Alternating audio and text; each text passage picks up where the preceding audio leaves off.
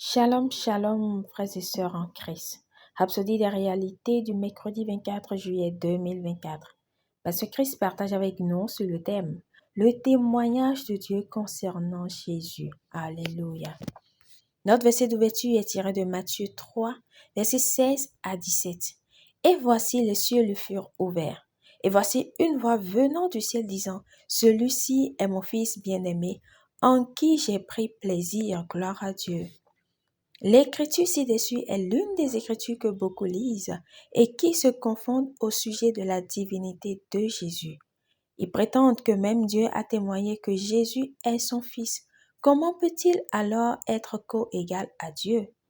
C'est parce qu'ils ne comprennent pas le sens de l'expression Fils de Dieu. Et je l'ai expliqué à plusieurs reprises, mais cela mérite d'être répété. Fils de Dieu signifie Dieu dans la chair. Tout d'abord, comprenez ceci. Il n'y a pas trois êtres distincts au ciel, appelés Dieu le Père, Dieu le Fils et ensuite le Saint-Esprit. Non, il n'y a qu'un seul et son nom est Jésus. Le Père est en Jésus, le Saint-Esprit est en Jésus. La Bible dit qu'en lui, Jésus-Christ habite corporellement la plénitude de la divinité. Car en lui habite corporellement toute la plénitude de la divinité. Colossiens 2, verset 9. Il n'y a qu'un seul Dieu et son nom est Jésus-Christ. Il est la parole incarnée qui fait de lui Dieu incarné. Jean 1, 1 et Jean 1, 14. Colossiens 1, 15 le décrit comme l'image exacte du Dieu invisible, la représentation visible du Dieu invisible. Lisez les versets 16e à 19e du classique amplifié.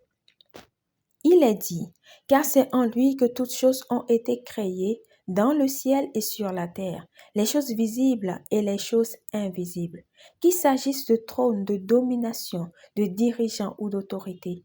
Toutes choses ont été créées et existent par lui, par son service et son intervention, et en lui et pour lui. Et lui-même existait avant toute chose, et en lui toutes choses consistant, cohérentes, sont maintenues ensemble, car il a plu au Père que toute la plénitude divine, la somme totale de la perfection divine, des pouvoirs et des attributs, demeure en lui de façon permanente. Béni soit son nom pour toujours. Alléluia. Lisez également Tite 2, verset 13, et voyez que Jésus-Christ est appelé le grand Dieu. En attendant cette bienheureuse espérance et l'apparition glorieuse du grand Dieu et de notre Sauveur Jésus-Christ. Jésus est le grand Dieu dont nous attendons tous l'apparition glorieuse. Alléluia.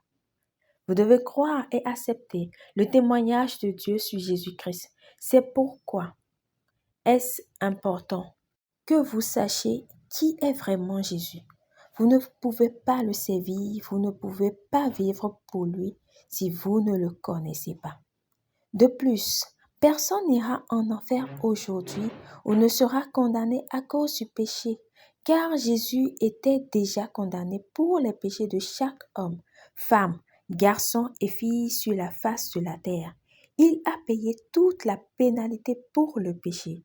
Par conséquent, la principale raison pour laquelle les gens iront en enfer est parce qu'ils ne croient pas et n'acceptent pas le témoignage de Dieu sur Jésus, qui il est et ce qu'il est venu faire. Alléluia. Prière. Cher Père, merci pour la révélation de Jésus-Christ en qui habite corporellement toute la plénitude de la divinité.